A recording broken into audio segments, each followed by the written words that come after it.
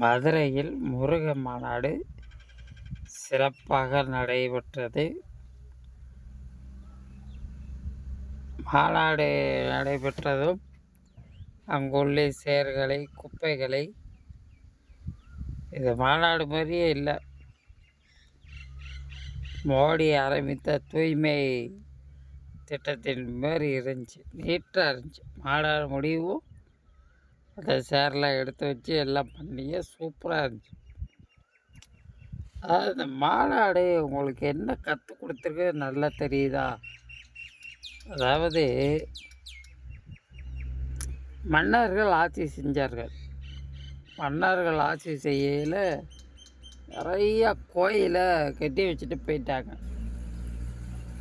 அதுக்கப்புறம் திரும்ப இந்த மன்னர்களை கொன்ற பிறகு ஆட்சி செஞ்சது வெள்ளையர்கள். வெள்ளையர்கள் ஆட்சி செய்யல் கோயில்கள் பராமரிக்கவில்லை. பிற சுதந்திரம் கிடச்சிச்சு, அரசியல்வாதிகள் வந்தாங்க.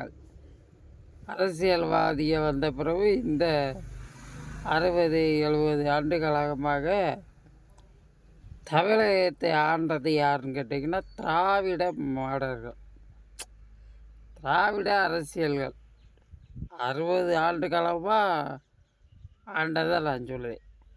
அது முக்கியமான கோயில்கள் மட்டும்தான் பாதுகாக்கப்பட்டது.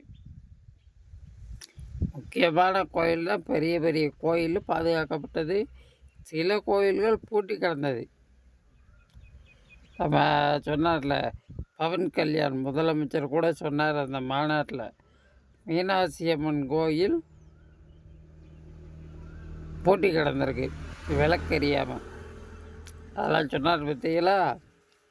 இப்படி சில கோயில்கள் பூட்டி கிடந்தது. இப்போ கொஞ்சம் கொஞ்சம் பெரிய கோயிலை மட்டும்தான் பராமரிக்காங்க. அதே தான் இப்போ என்ன தெரியுதுன்னா, இந்துக்கள் ஒன்றுபடாவிட்டால் 20 அடி 30 அடியில் நம்ம அந்த அரசியல்வாதிகள் பராமரிக்காதனால தான் பழங்குடியினர்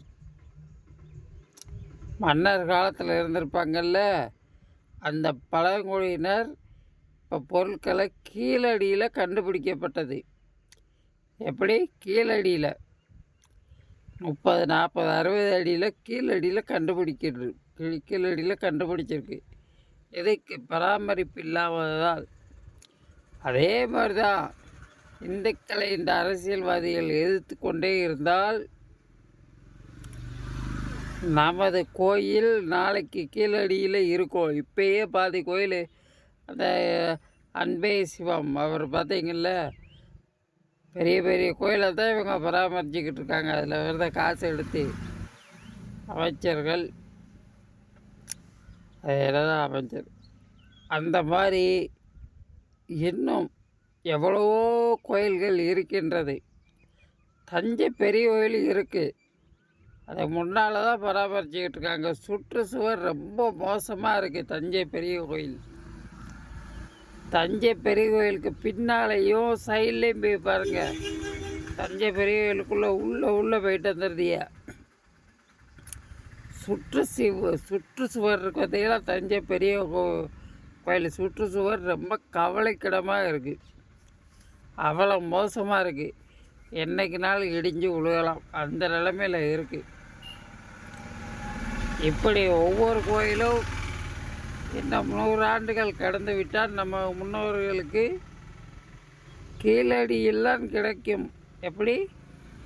இப்போ கீழடியில் நம்ம அந்த மன்னர் காலத்தில் ஆண்டவர்கள் எப்படி கீழடியில் எடுத்தோமோ, அதே மாதிரி இந்த அரசியல்வாதிகள் நிலைத்திருந்தால் இந்துக்கள் ஒன்று சேர்ந்து நல்ல முடிவை 2026இல் எடுக்க வேண்டும். இல்லையெனில் நாம் பாதுகாத்து வைத்த கோயில்கள் அனைத்தும் இடிக்கப்படும். இன்னும் 100 ஆண்டு 1000 ஆண்டு கழித்து நமது கோயில்கள் கீழடியில் தான் கிடைக்கும் என்பதை உங்களுக்கு தெரிவித்துக் கொள்கிறேன். மாநாட்டுக்கு போயிட்டு வந்திருக்கிய சாதி பதம் பார்க்காமல் முருகர் என்ற ஒரே குரல் எழுப்பி எல்லாரும் முருகன் கோயிலுக்கு போயிட்டு வந்திருக்கிய அதே இதாக இந்துக்கள் ஒன்று சேர்ந்து சாதி மதம் பார்க்காமல் அனைவரும் ஒன்றாக செயல்பட்டு ஒரு நல்ல முடிவை 2026 எடுப்பீர்கள் என்று கனவோடு பயணித்து கொண்டிருக்கும் அனைத்து மக்களுக்கும் நன்றியும் தெரிவித்துக் கொள்கிறேன். நன்றி, வணக்கம்.